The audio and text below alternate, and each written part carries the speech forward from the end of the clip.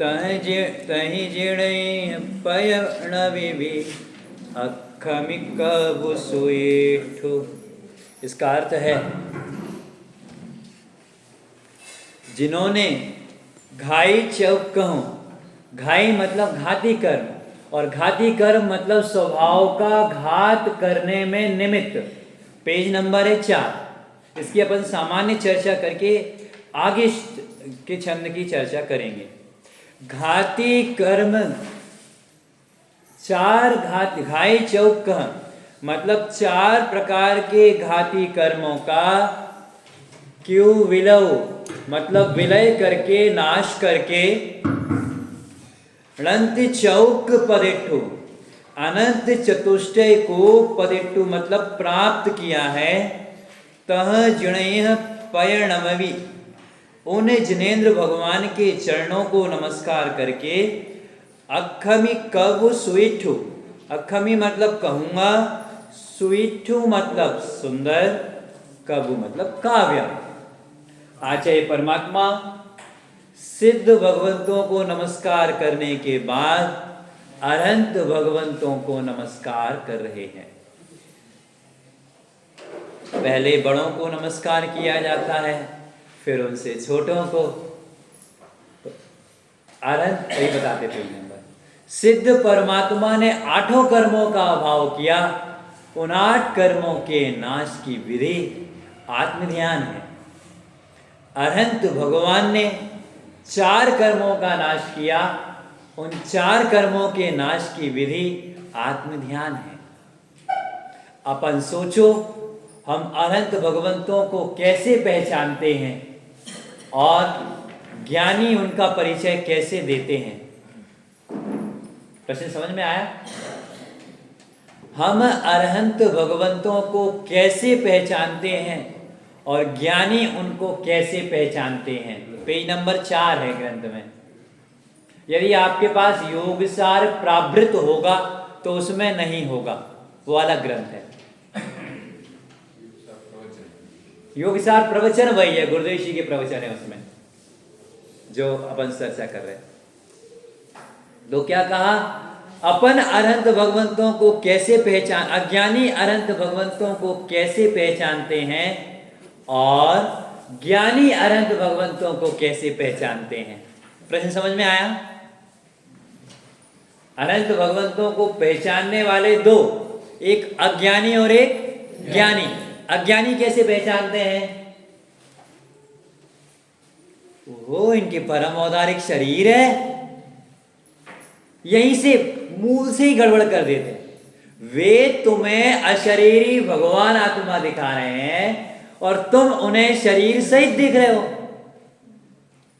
जिस शरीर से रहित होने के लिए परमोपकारी सर्वज्ञ भगवंतों का सानिध्य मिला, उनका शासन मिला, उन्हें भी नहीं छोड़ा हमने, उन्हें भी शरीर सहित दिख रहे। इनके परम औदारिक शरीर है और इनके समोशरण है, इनके 12 सभाएं लगती हैं। इससे यदि आपको महिमा आती होगी तो आपको सिद्धों की महिमा नहीं आएगी। क्यों नहीं आएगी? उनके शरीर है ही नहीं, उनके समोशरण है ही नहीं, उनके 12 सभाएं लगती है ही नहीं। अब कैसे महिमा आएगी?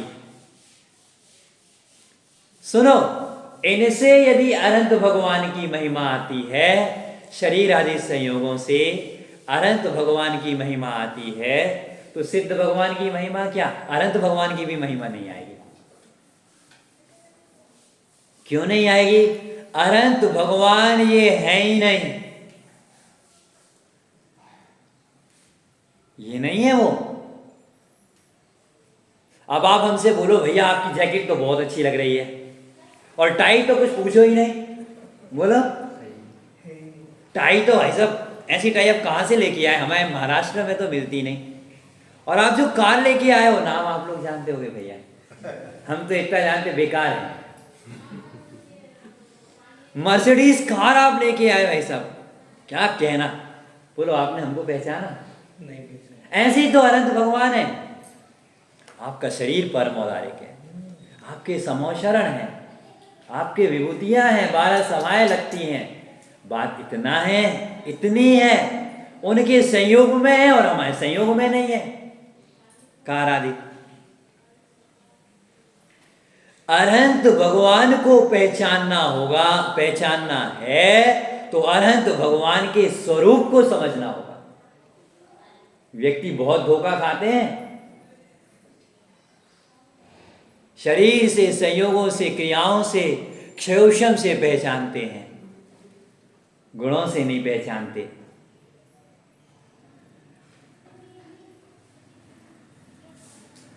कैसे अनंत भगवान में और अपने में समानता करोगे, बताना जरा। हाँ, कैसे पहचान करोगे यदि संयोगों से देखोगे तो? अरे संयोग का कारण पुण्य है, अघाती कर्म है, उस कर्म का कारण मोह राग द्वेष है। उस कर्म का मतलब उनके और हमारे बीच में जो संयोग है, उस कर्म का कारण मोह राग द्वेष है। वो मोह राग द्वेष भी तो स्वरूप में नहीं है, हम कैसे पहचान करेंगे? कैसे पहचान करी परमात्माओं ने, आचार्य भगवान ने? घाई चौका कई विलव, ये तो नास्तिक की बात है। घाती चतुष्क का नाश कर दिया।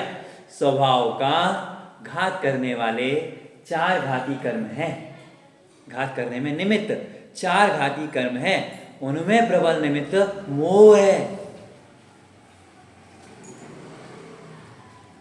उनमें प्रबल निमित्त मोह है। महिमा ऐसे आनी चाहिए अनंत भगवंतों की, हे प्रभु आपने मोह का नाश कर दिया। अज्ञानी को ये महिमा ही नहीं आएगी। आगे एक दोहा आएगा, अज्ञानी परमात्मा को नहीं पहचानता। हे प्रभु आपने घाती कर्मों का नाश कर दिया, और हम उन घाती कर्मों में उलझे हुए हैं, उनसे पीड़ित हैं।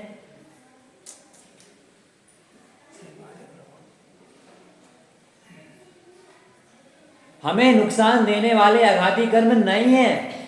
अघाती कर्मों का, चारों अघाती कर्मों का, ध्यान से सुनना, चारों अघाती कर्मों का उदय रहने पर भी अनंत सुख रह सकता है। 4 अघाती कर्म के नाम बोलो। अघाती, अघाती वेदनीय, आयु, नाम, गोत्र, इन चारों कर्मों का उदय रहते हुए भी अनंत सुख, अनंत बल, अनंत प्रभुता, अनंत ज्ञान रह सकता है।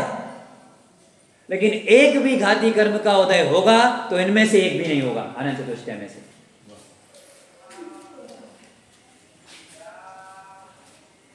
अघाती कर्म हमें कोई दिक्कत ही नहीं करते।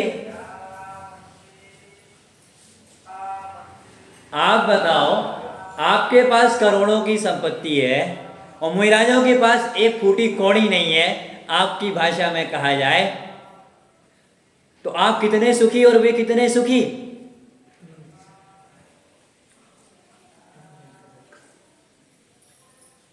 चक्रवर्ती और इंद्रादिक उनके चरणों में क्यों नमन करते हैं, मुइराज के चरणों में? हे प्रभु आपके पास वो वैभव है जो वैभव सुख का कारण है। हम उस धूल में, उस कलंक में अटके हुए हैं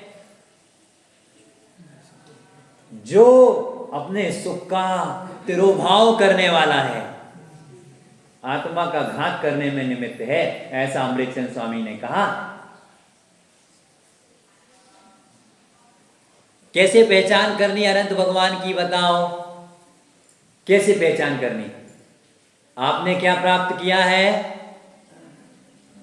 अनंत भगवान ने क्या प्राप्त किया है? अनंत चौक, अनंत चतुष्टय प्राप्त किया है। क्या प्राप्त किया है? अनंत चतुष्टय का भेद करो। पहला अनंत ज्ञान, दूसरा अनंत दर्शन, तीसरा अनंत सुख, चौथा अनंत वीर्य। शब्दों में मत जाना, अटकना मत, शब्दों से भाव तक जाना। एक एक गुण का चिंतन तो करो उनके। गणधर परमात्मा ऐसे खड़े हैं, 2.5 घंटे उनके सामने 3 बार ऐसे खड़े टकटकी लगा करके हाथ जोड़े,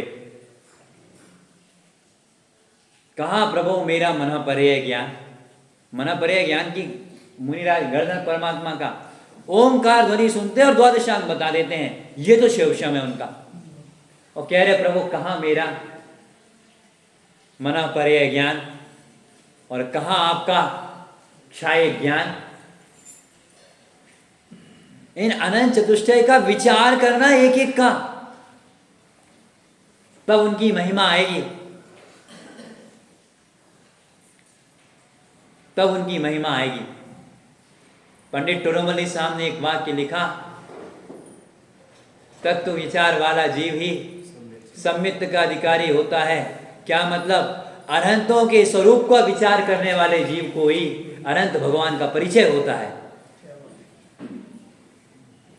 जिन्हें अनंत भगवान का परिचय होता है उन्हें अनंत भगवान की महिमा आती है। क्रम सुनना फिर से, अनंत भगवान के स्वरूप का विचार करने वाले जीव को ही अनंत भगवान का परिचय होता है। जिन्हें अनंत भगवान का परिचय होता है उन्हें अनंत भगवान की महिमा आए बिना नहीं रहती।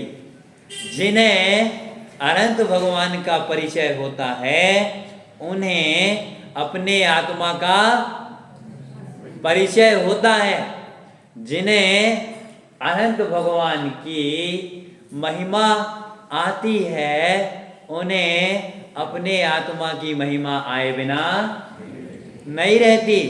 जिन्हें अपने आत्मा की महिमा आती है उनका उपयोग स्वसन्मुख हुए बिना नहीं रहता।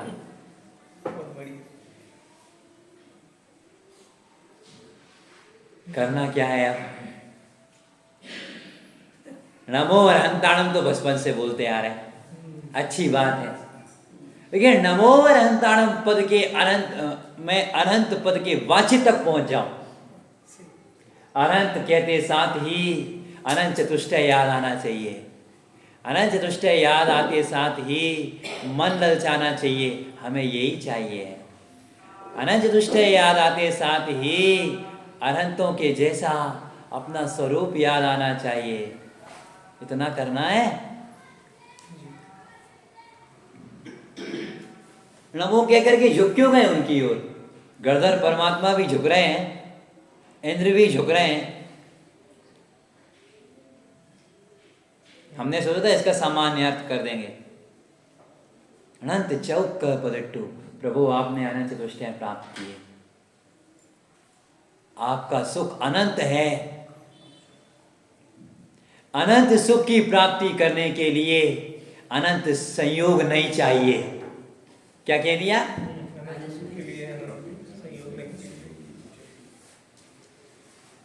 अनंत सुख की प्राप्ति करने के लिए, वकील साहब वाक्य पूरा करो। अनंत सुख की प्राप्ति करने के लिए अनंत संयोग नहीं चाहिए। अनंत संयोग नहीं चाहिए। फिर क्या चाहिए? फिर क्या चाहिए? अनंत चतुष्टय जिसका स्वभाव है, जिसकी शक्ति है, ऐसे आत्म स्वभाव में स्थिरता चाहिए।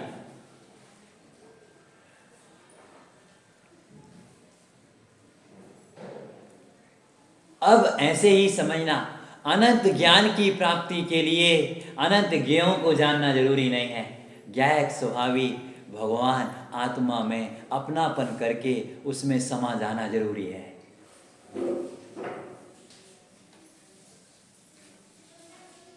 अनंत बल की प्राप्ति के लिए बादाम, घी और काजू नहीं चाहिए। भैया तुम क्या कह रहे हैं? किसको हो गया बादाम खाते हुए अनंत बल? बताना जरा।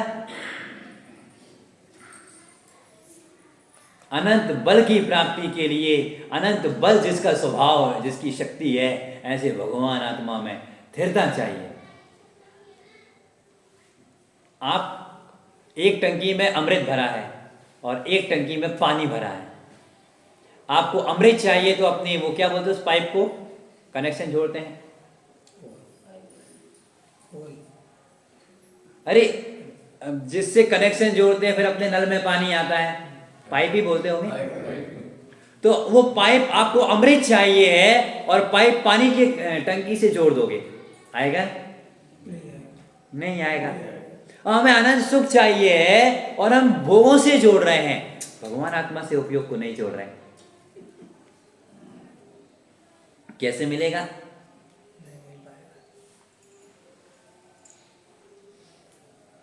महावीर भैया बात समझ में आ रही? अनंत सुख चाहिए, एक ही उपाय। अनंत ज्ञान चाहिए, एक ही उपाय। अनंत बल चाहिए, एक ही उपाय। अनंत प्रभुता चाहिए, एक ही उपाय। एक ही साधे सब सधे, सब साधे सब जाए।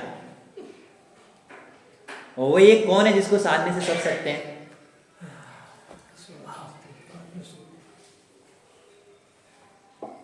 अरे अनंत भगवान के स्वरूप को स्वरूप की चर्चा करे और अनंतों के जैसे अपने आत्मा की याद नहीं आए तो चर्चा अधूरी है।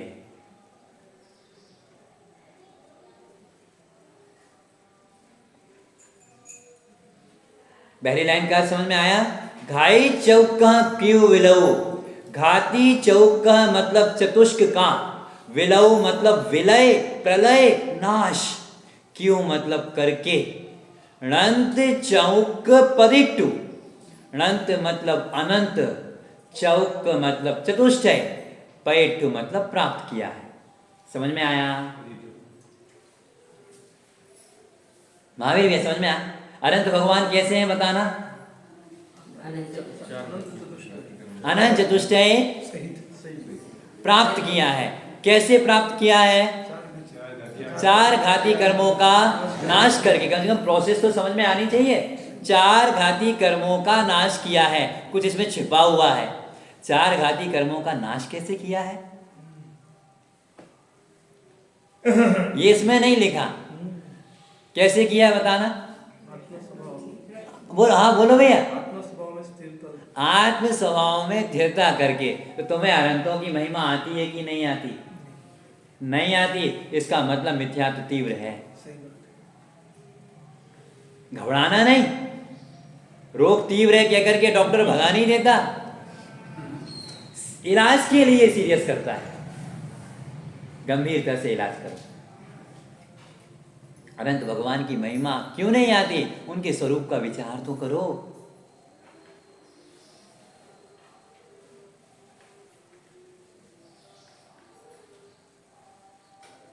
कुंद कुंद स्वामी डंके की चोट पर कह रहे हैं तुम्हें अनंत भगवान की पहचान होगी तो अपने आत्मा की पहचान होगी ही होगी।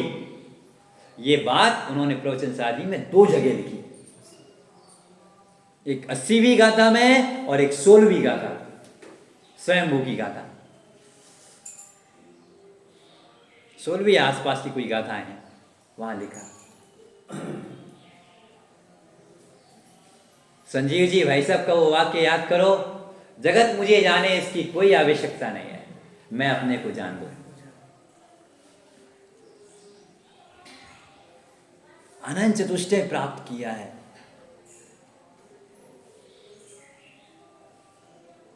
प्राप्त किया है किसको? कहां से प्राप्त किया है? जहां था वहां से प्राप्त किया है। कोयले की खदान से हीरे नहीं निकलते, हीरे की माइल से हीरे निकलते हैं। उसकी गहराई तक जाना होगा। जो अनंत चतुष्टय का स्वामी नाथ भगवान आत्मा है, उसमें गहराई से डुबकी लगानी होगी। अनंत चतुष्टय मिलेंगे। नीचे की लाइन में क्या कहा? तहीं जिणई है, तहीं मतलब उन जिणई जिनेन्द्र देव को, पयणमवि उनके पद चरण कमलों को, नववी मतलब नमस्कार करके। चरण के 2 अर्थ होते हैं, एक तो चरण मतलब पैर और एक चरण मतलब आचरण। उनके चरणों को नमस्कार करके। उनके चरणों को क्यों नमस्कार किया? क्योंकि उनका आचरण पसंद आ गया। आचरण क्या है? सकल ज्ञे ज्ञायक तदपि निजानंद रसलीन। किसके बल पे? वीतरागता के बल पे। वीतरागता का चिन्ह है। यदि राग होगा, द्वेष होगा, तो उपयोग बाहर जाए बिना रहेगा नहीं। सकल ज्ञेय ज्ञायक तदपि निजानंद रसलीन। हे प्रभु, आप सकल ज्ञेयों को जानते हुए भी अपने स्वरूप के आनंद में ऐसे मग्न हैं जैसे भौरा कमल में। तो आपको नमस्कार क्यों कर रहे? हमें तो ये विधि पसंद आ गई। जो जिसका अर्थ ही होता है, जिसे जिस चीज की अभिलाषा होती है, वह उसके स्वामी के समीप झुकता ही है। एक छोटा सा दृष्टांत है। बार्बर को आप क्या क्या बोलते हैं? नाई बोलते हैं। झुकते हो कि नहीं झुकते उसके सामने? बाल कटाने हो तो नाई के सामने झुकता है, और मुंह कटाना हो तो परमात्मा के सामने झुकेगा कि नहीं झुकेगा?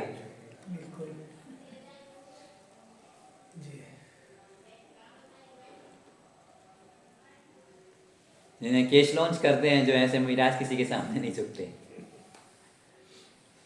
तो क्या कहा? उन जिनेंद्र देव के चरण कमलों को नमस्कार करके।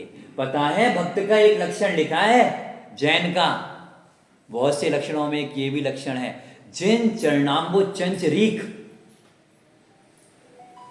जिन मतलब जिन्होंने मोह राग द्वेष को जीत लिया है, उनके चरण कमल का चंचरीक मतलब भौरे के समान है।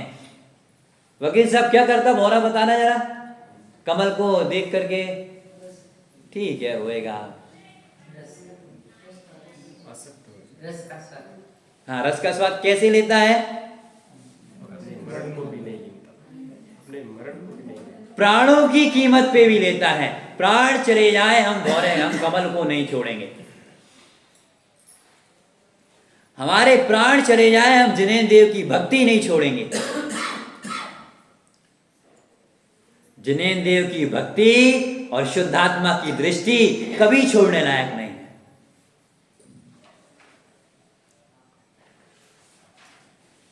रणत चौक पदेटू तह जिणंदई तह जिणन पयण में भी उन जिनेंद्र देव के पास चरण कमलों को नमस्कार करके। अक्खमी कव सुइट्ठू, अक्खमी मतलब कहता हूं, क्या कहता हूं? सुइट्टू कव्वु, सुइट्टू मतलब सुंदर, कव्वु मतलब काव्य कहते हैं। प्रभु आप कह रहे हैं हम सुंदर काव्य कहते हैं, हमें समझ में तो कुछ आ ही नहीं रहा। ये भाषा कहां समझ में आ रही है अपनी? सुंदर काव्य कहते हैं तो सुंदर क्या? शब्दों की सुंदरता पे मत जाना। विश्व में एकत्व वक्त भगवान आत्मा ही सुंदर है। जो उसकी चर्चा करने वाले वचन हैं वे भी सुंदर ही कहलाते हैं। एकत्व विभक्त भगवान आत्मा के आराधक परिणाम वे सुंदर ही होते हैं। एकत्व वक्त भगवान आत्मा के आराधकों का जीवन, बोलो, एकत्व विभक्त भगवान आत्मा के आराधकों का जीवन dash dash dash fill in the blanks सुंदर ही होता है। क्यों? उनके जीवन में मोह नहीं होता, मोह मलिन है। उनके जीवन में राग और द्वेष उपादेय नहीं होते, इसीलिए उनका जीवन सुंदर है। सुंदर कहो, सुखमय कहो, एक ही बात है। आचार्य परमात्मा कह रहे हैं हम तुम्हें सुंदर काव्य कहेंगे। तो सुंदर कहकर के सुनकर के शब्दों की सुंदरता पे मत चले जाना। महावीर भी समझ में आ रहा है? शब्दों की सुंदरता पे मत जाना, भावों की सुंदरता पे जाना। और भावों की सुंदरता मात्र पे मत रुकना। वो भाव किसको देखने से सुंदर हुए, उस शुद्धात्मा तक जाना। ठीक है? अरे माता जी बेटी हमें तो दिखाई नहीं नहीं। तो क्या कहा? सुंदर कौन है? शुद्धात्मा। वो शुद्धात्मा कौन है? मैं। अब बताओ, इन असंख्यात प्रदेशों में मलिन शरीर भी विद्यमान है, इन असंख्यात प्रदेशों में निर्मल भगवान आत्मा भी विद्यमान है। और निर्मल मतलब, सुंदर मतलब, जिसमें अनादिकाल से लेकर आज तक मलिनता का प्रवेश नहीं हुआ।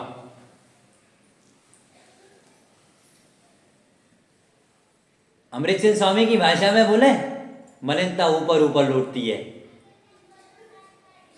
भीतर नहीं आने देता ये इस मलिनता का। आपके यहाँ पता नहीं पहले बनते थे कि नहीं बनते, हमारे साइड तो ऐसे घर बनते थे, घर बना अंदर और बाहर आंगन। आंगन को क्या बोलते हैं आप? पोर्च, वो तो इंग्लिश हो गए आंगन, ठीक है। तो आंगन होते थे। आंगन क्यों होते थे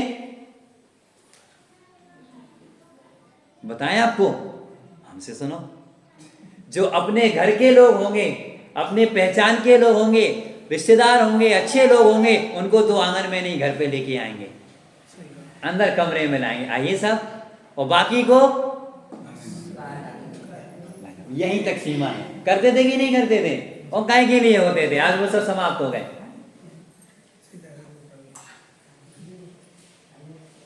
अब समझ गए क्या कहना चाहते हैं?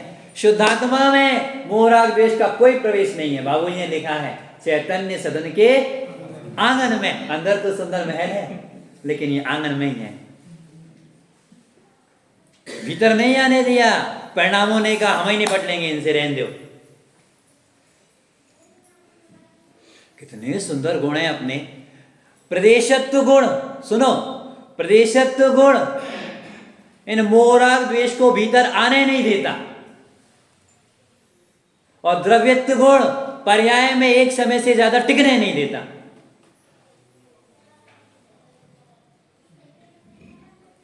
समझ में आया क्या कह दिया? ऐसे महिमा आनी चाहिए अपने स्वरूप की। कर मेरा निज प्रदेशत्व रूपी किला है, जो कभी ना किसी से विदा है। बाकी की बात नहीं कर रहे। कर में राग आदि भी रहते, बाहर बैठ पाए कदापि न अंतर। राग आदि भी जिसके अंदर नहीं आ पाते। और द्रव्यत्व गुण के कारण, निमित्त द्रव्यत्व गुण के सहयोग से पर्याय एक समय से ज्यादा टिकती नहीं है।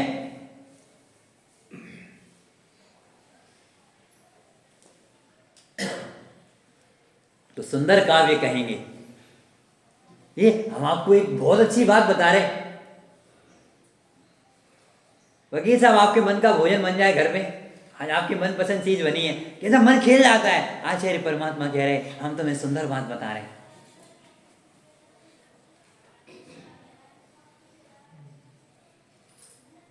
सुंदर शुद्धात्मा से सुंदर विश्व में कोई नहीं है।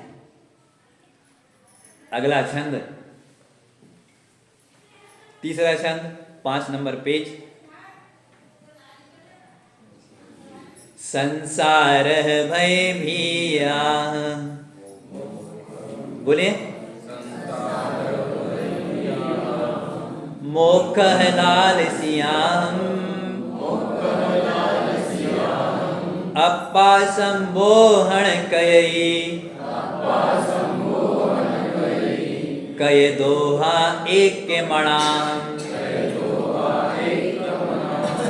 भाई साहब अर्थ पढ़िए आप, नीचे लिखा अन्वयार्थ, हिंदी में पढ़ो। संसार का ये अन्वयार्थ लिखा दोहे के नीचे। संसार है, हिंदी पढ़ दो, ब्रैकेट छोड़ दो। संसार का भय रखने वाला के लिए, वह मोक्ष की लालसा धारण करने वालों के लिए आत्मा का स्वरूप समझने के प्रयोजन में एकाग्र मन से दोहों की रचना की है। कितनी बातें कही आचार्य परमात्मा ने इस दोहे में। पहली बात तो ये, हम आत्म स्वरूप को कहने के लिए दोहों की रचना कर रहे। किसके लिए कर रहे? बोलो सब लोग बोलो। आत्म स्वरूप को बताने के लिए, समझाने के लिए दोहों की रचना कर रहे। ठीक है। दूसरी बात ये, किसके लिए कर रहे? जिन्हें मोक्ष की अभिलाषा है। किनके लिए कर रहे?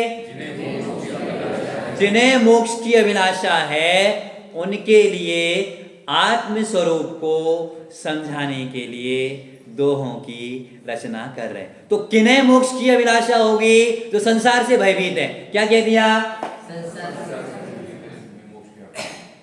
जो संसार से भयभीत है, जिन्हें मोक्ष की अभिलाषा है, उनके लिए आत्म स्वरूप को बताने वाले दोहों की रचना कर रहे हैं।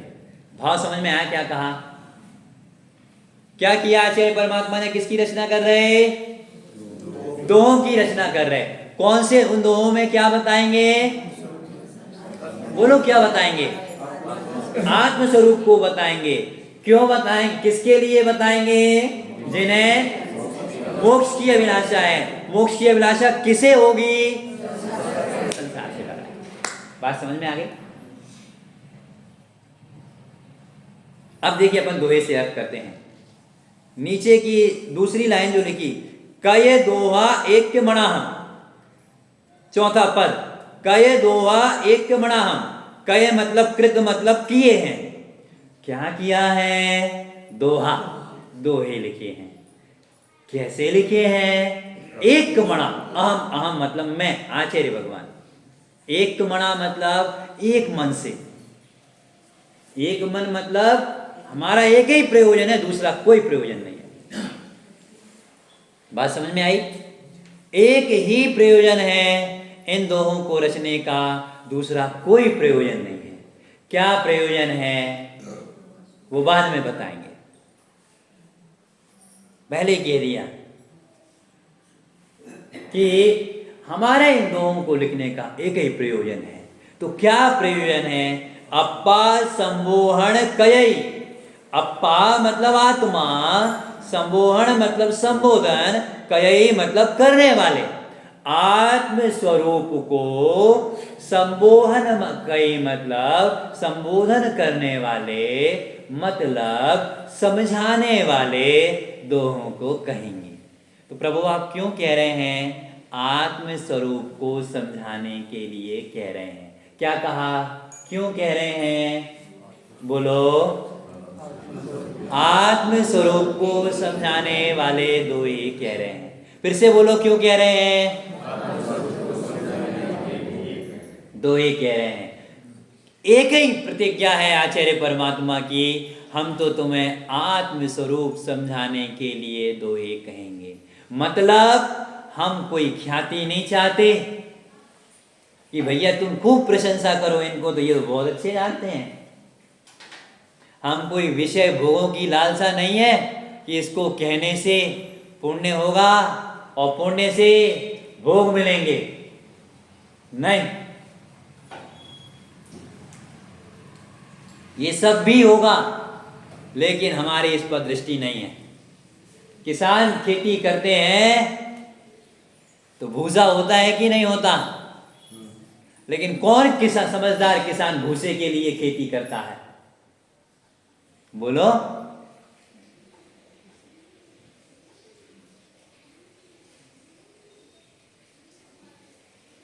कोई समझदार किसान भूसे के लिए खेती नहीं करता।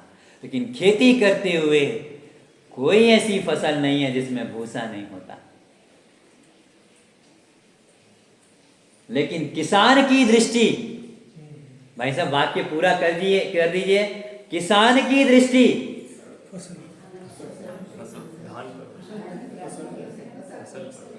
धान बोलते हैं आप लोग, फसल पर होती है, भूसे पर नहीं होती। और त्रियंश की दृष्टि भूसे पर होती है, फसल पर नहीं होती। क्या बात? आत्मा की आराधना करते हुए भोगों की चिंता मत करना। जिसे भोगों की चिंता है उसे आत्मा की समझ में ही नहीं आया। हमें धन होगा कि नहीं, वैभव होंगे कि नहीं। अरे ये तो आत्मा की आराधना से के साथ होने वाले राग का फल है, आत्मा की आराधना का फल नहीं है। आत्मा के आराधकों को व्यवस्थाएं बनानी नहीं पड़ती, आत्मा के आराधकों की व्यवस्थाएं बनाने के लिए इंद्र भी तरसते हैं। कहे अब हम बुंदेलखंडी बोल गए काय क्यों आप ये बताना, अनंत परमात्मा सर्वज्ञ परमात्मा ऐसे ध्यान लगाते होंगे, आदिश्वर स्वामी ऐसे ध्यान लगा रहे थे और उनने सोचा होगा पता नहीं इंद्र आएगा कि नहीं समोषण रचने के लिए और उनका ये सुनना, क्यों ये कल्पना कैसे हो सकती है, जब हम आहार के लिए 6 महीने भटके तब तो आया नहीं, एक दाना रोटी का तो दिया नहीं, जे का समोषण बनाएगा, बोलो बोलो। अब हम आत्म ध्यान लगाए तो ऐसा ना हो केवल ज्ञान हो जाए और हमारी सबके सामने धरी की धरी रह जाए, कोई कीमत नहीं रह जाए कि जे कैसे तीर्थंकर परमात्मा है। बोलो ऐसे ध्यान लगाया होगा, माता जी क्या कह रहे, एक तो आप दूर बैठ गए। सुनो, आत्मा की आराधना करने वाले गृहस्थों से दूर जाएंगे, लेकिन जिन्हें आत्मा की आराधना की गरज है उन्हें आत्माराधकों के पास आना होगा। कुंद कुंद स्वामी ने प्रवचन सार जी में लिखा, क्या लिखा, हे साधक, तुम्हें यदि अपने गुणों की रक्षा करनी है तो लौकिक जीवों की संगति मत करना। तुम्हें आत्मा की आराधना करनी है तो लौकिक जीवों की संगति मत करना, और लौकिक जीवों की संगति करोगे तो आत्मा की आराधना तुम्हारी नहीं हो पाएगी। लेकिन सुनो, लौकिक जीवों से भी कुछ कहा, तुम्हें अपना कल्याण करना है तो आराधकों की संगति में रहना, रहे सदा सत्संग उन्हीं का। पंडित साहब ने पता क्या कहा जी, भिड़ा नहीं दिया दोनों को, आचार्य परमात्मा ने झगड़ा नहीं दिया। मतलब मान लो हम आराधना करने बैठे हैं और कोई हमारे पास आए, भाग जाओ तुम हमारे पास, नहीं तो हम भाग जाएंगे। उन्हें तो कहा इनके पास रहना और साधकों को कहा इनसे दूर रहना।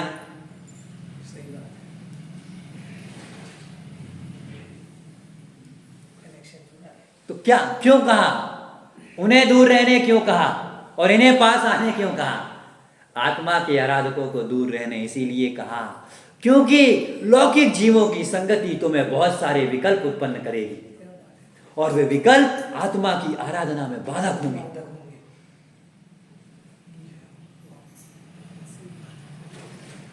और लौकिक जीवों के पास अलौकिक दृष्टि नहीं होती,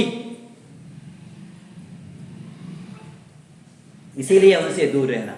और फिर इन्हें पास आने क्यों कहा? तुम्हें कुछ सीखना है, तुम्हें आत्मा की आराधना सीखनी है तो इनके पास जाओ।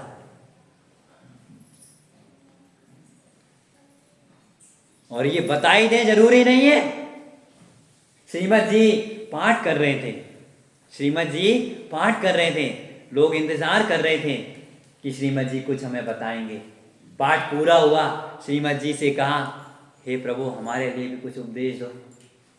उनने कहा, जो अभी सुन रहे थे उसका विचार करना, उठ के चले गए, कोई एक शब्द नहीं कहा, इतना भी विकल्प नहीं खड़ा किया उन्होंने।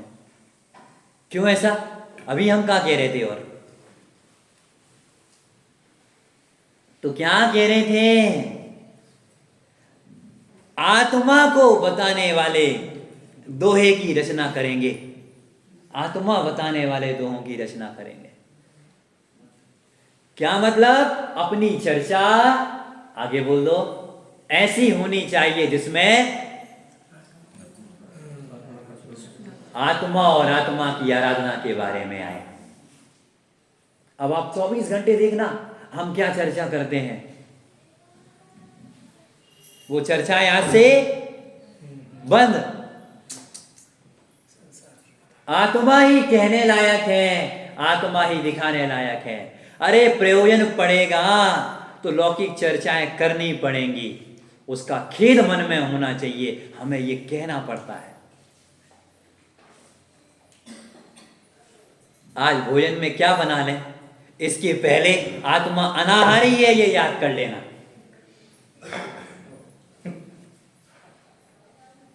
आत्मा अनाहारी है, ये याद कर लेना। फिर जो बनाओगे उसमें गृद्धता नहीं होगी।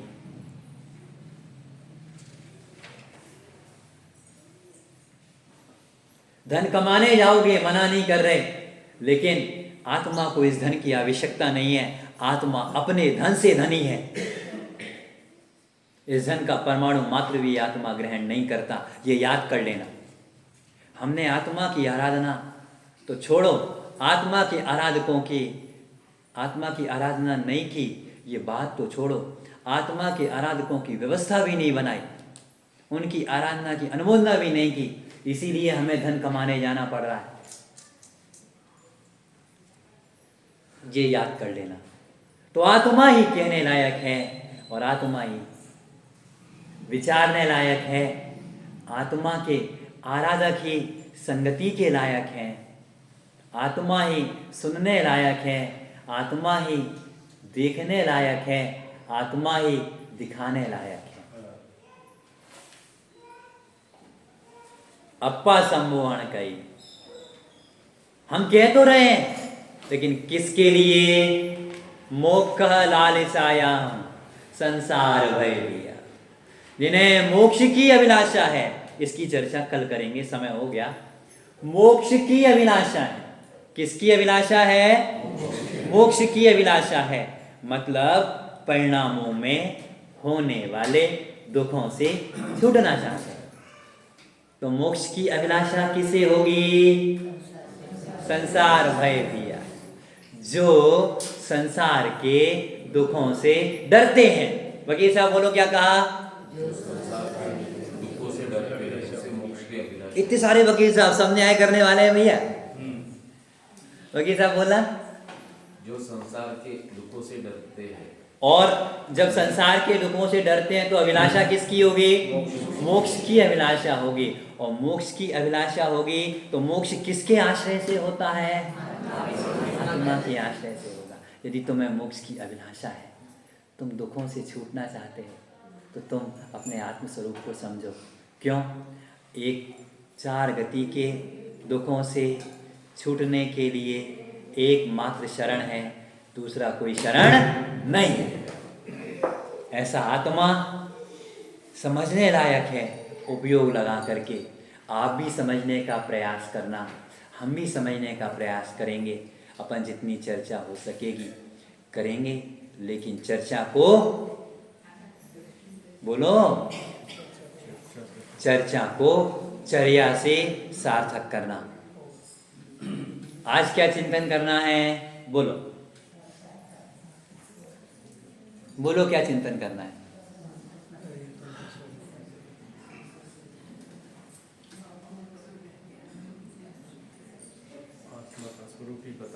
हाँ, हमें अपना आत्मा समझ में आए। यदि आत्मा के लिए मन नहीं लगता ना समझने का, तो संसार का स्वरूप का चिंतन कर लेना। इन संसार में कितने दुख हैं, चार गति में दुख कितने हैं, वो सब कल चर्चा करेंगे।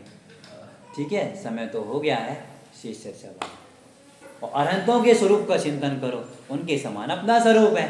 हाँ, वाणी स्वरूप।